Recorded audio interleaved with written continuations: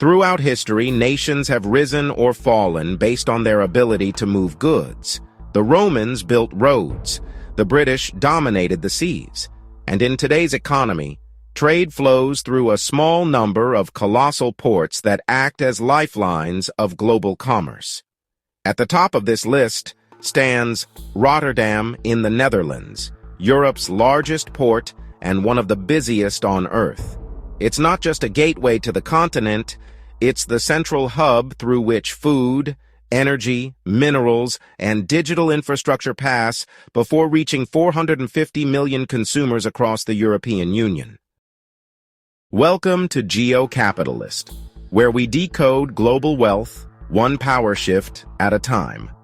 In today's video, we're uncovering why Canada is teaming up with the Netherlands and why the US can't stop it. This alliance is more than trade. It's a partnership reshaping supply chains, transforming food security, driving digital connectivity, and powering the clean energy markets of tomorrow. If you're interested in the strategies shaping the industries of tomorrow, energy, technology, food, and finance, you're in the right place. Subscribe now to GEOCAPITALIST, because the biggest moves of tomorrow are already in motion today. The Netherlands may be small in size, but its influence on trade is enormous. Rotterdam is Europe's largest port, a complex of terminals, refineries, and logistics centers so vast it processes more than 30,000 ships every year. Nearly one-third of Europe's crude oil and a massive share of its consumer goods flow through this single port. From Rotterdam, goods are connected by rail, road, and river to every major European economy: Germany, France, Italy, Spain, and beyond. For Canada, this represents an unprecedented opportunity.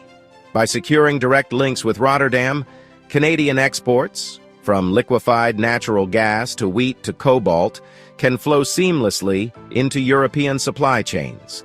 No longer must Ottawa depend solely on the United States as its Atlantic intermediary.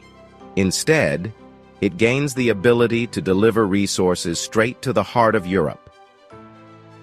Washington has long assumed that North American exports would rely on U.S. ports and U.S. logistics infrastructure. But Rotterdam offers Ottawa a way around that dependence. By partnering with the Netherlands, Canada positions itself as more than just America's northern neighbor. It becomes a global supplier with its own independent bridge to Europe's consumers. This is why logistics is more than moving boxes. It's geopolitics. Whoever controls the gateways of trade controls the flow of wealth itself. And right now, Canada is quietly staking its claim through Rotterdam. Canada's geography has always been both a blessing and a challenge. With vast coastlines on both the Pacific and Atlantic, the country sits at the crossroads of global shipping. Yet historically, much of that traffic has flowed through U.S. intermediaries. But Ottawa is now taking steps to change that. On the Atlantic side, Halifax and Montreal ports are being upgraded to handle megaships and increased cargo volumes. Halifax, in particular, has been positioned as the deep-water gateway to Europe, capable of receiving the largest container vessels in operation. With direct shipping lines to Rotterdam, Halifax is fast becoming a transatlantic twin to Europe's largest port. But the real game changer lies further north. Climate change and Arctic ice melt are opening up shipping lanes that could reduce travel times from Canada to Europe and Asia by as much as 40%. This means Canadian ports are not only closer to Europe than their U.S. counterparts, but potentially faster and cheaper as well. By combining its Atlantic port upgrades with Rotterdam's distribution network, Canada is building a trade corridor that bypasses the United States. The U.S. still commands enormous influence in global trade. But if Ottawa succeeds, it will gain a measure of independence no Canadian leader has enjoyed in modern history. For Washington, this represents not just competition, but a slow erosion of its traditional role as North America's only global trade gateway. The Netherlands is a paradox, a nation smaller than the Canadian province of Nova Scotia, yet the world's second-largest agricultural exporter after the United States. Its secret is technology. Dutch farmers have mastered high-tech greenhouses, hydroponics, vertical farming, and precision irrigation. They produce more food per square meter than almost any other country on Earth. Canada, meanwhile, has the land and raw output. Vast wheat fields stretch across the prairies, and its agriculture sector is built to feed not only itself, but also global markets. Yet Canada has never been able to extract maximum value from its crops, often exporting raw commodities rather than finished goods. By teaming up, the two countries create a perfect synergy. Canada supplies the land, water, and raw agricultural base. The Netherlands provides the science, infrastructure, and market access.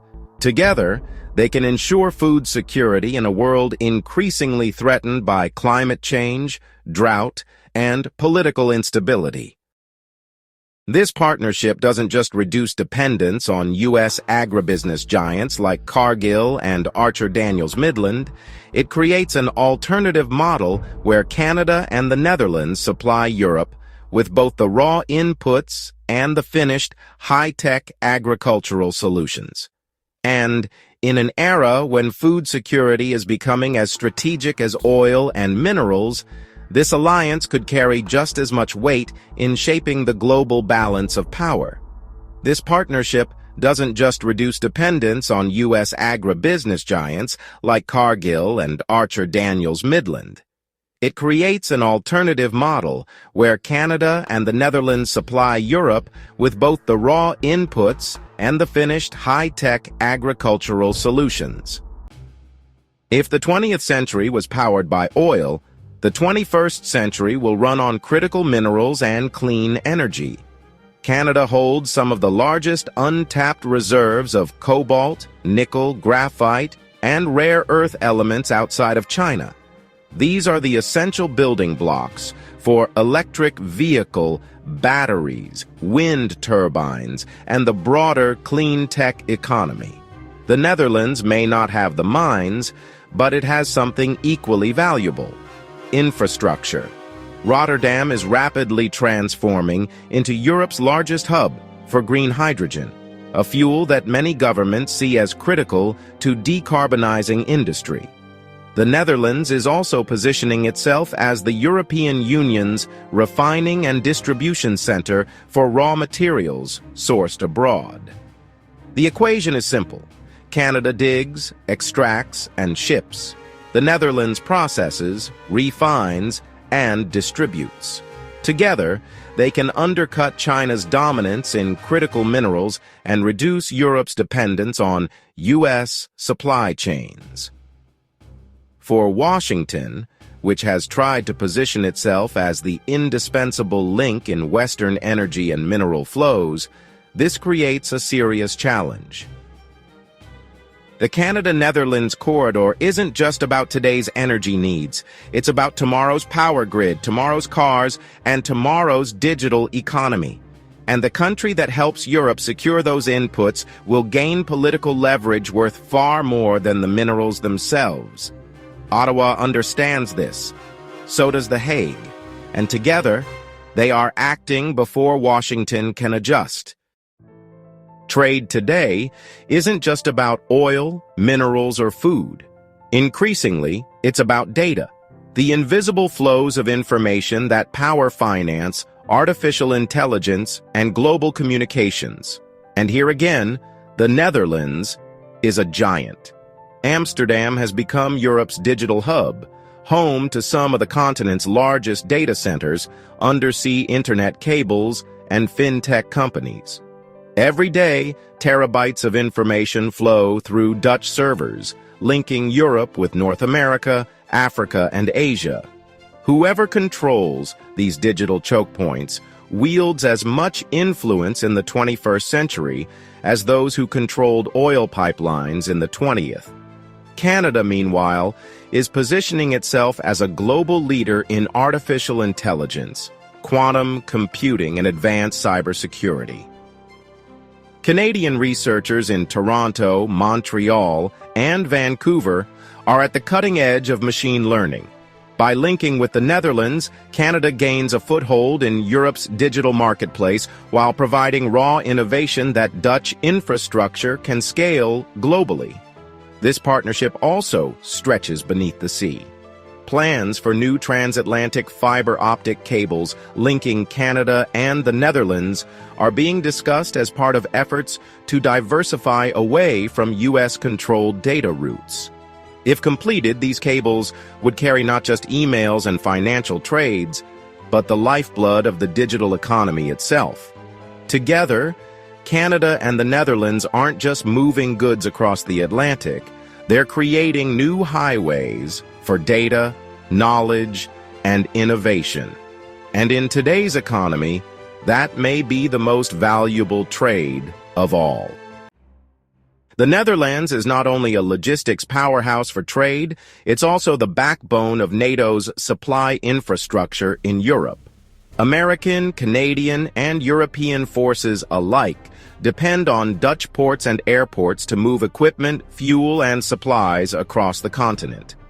Rotterdam and Amsterdam serve as NATO's staging grounds, where military logistics meet commercial trade. For Canada, this relationship offers more than just an economic partnership. It guarantees access and reliability in times of uncertainty. When global supply chains are disrupted, whether by pandemics, energy shocks, or geopolitical rivalries, the Netherlands provides Ottawa with a secure entry point into Europe. By deepening cooperation, Canada positions itself as more than just a U.S. ally operating under American logistics. It becomes a direct partner in Europe's defense and supply resilience. And because NATO's logistics are so intertwined with the civilian economy, every container, every supply chain upgrade carries dual significance. A port that handles LNG for Europe also handles NATO fuel. A rail hub that moves minerals also moves critical defense supplies. Framed carefully, this is not about weapons or conflict, it's about reliability. Canada's investing in a logistics alliance that ensures no matter what global disruptions occur, its goods and resources will keep flowing into Europe. That reliability translates into influence and into billions in long-term contracts. Trade between Canada and the Netherlands has quietly surged into the billions, making the Dutch one of Canada's top trading partners in Europe. In 2023, two-way trade surpassed $12 billion, and projections suggest that number could double within the next decade as critical minerals, green hydrogen, and digital services become more central. On Canada's side, the exports are clear. Agricultural goods like grains and canola, minerals including nickel and cobalt, and energy ranging from LNG to uranium. On the Dutch side, exports focus on pharmaceuticals, logistics services, high-tech machinery, and financial flows. The Netherlands is also one of the top European investors in Canada, with Dutch firms financing clean energy, shipping, and infrastructure projects across the country. Every billion in new trade represents not just economic opportunity, but leverage. Ottawa gains the ability to anchor itself in European markets independent of Washington. What makes this partnership so disruptive is that it's happening quietly, without the dramatic fanfare of political treaties. Instead, it's being built through port expansions, energy investments, and data infrastructure projects that add up to a geopolitical realignment. For Washington, this creates a problem. Every deal Ottawa strikes with Rotterdam and Amsterdam chips away at America's role as the sole gatekeeper of North American-European trade. And as the numbers grow into the tens of billions, That influence shift becomes impossible to ignore. As the sun sets over Halifax and Rotterdam, one thing becomes clear. The Canada-Netherlands alliance is about more than shipping lanes. It's about who owns the gateways to the future: food, energy, data, logistics. These are the strategic assets that will define the next 50 years of global power. For Canada, this partnership marks a turning point. No longer content to be seen merely as America's resource supplier, Ottawa is carving out its own independent bridge to Europe. For the Netherlands, it's an opportunity to reinforce its role as the central hub of the European Union's economy, the indispensable link through which global trade must flow. And for Washington, it's a warning. America's dominance in transatlantic trade has never faced such subtle yet significant competition. The Canada-Netherlands alliance doesn't shout. It builds, container by container, cable by cable, port by port.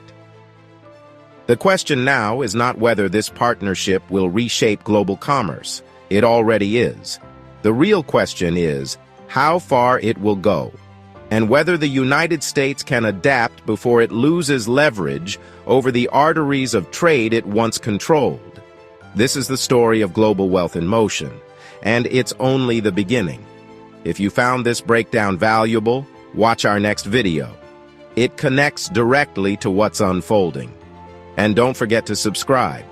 Your support helps us decode these global shifts without compromise. Let us know in the comments. Is this simply diversification or the start of a Western supply chain revolution? Either way, the world is watching. This was why Canada is teaming up with the Netherlands, and the US can't stop it. Thanks for watching, and we'll see you in the next video.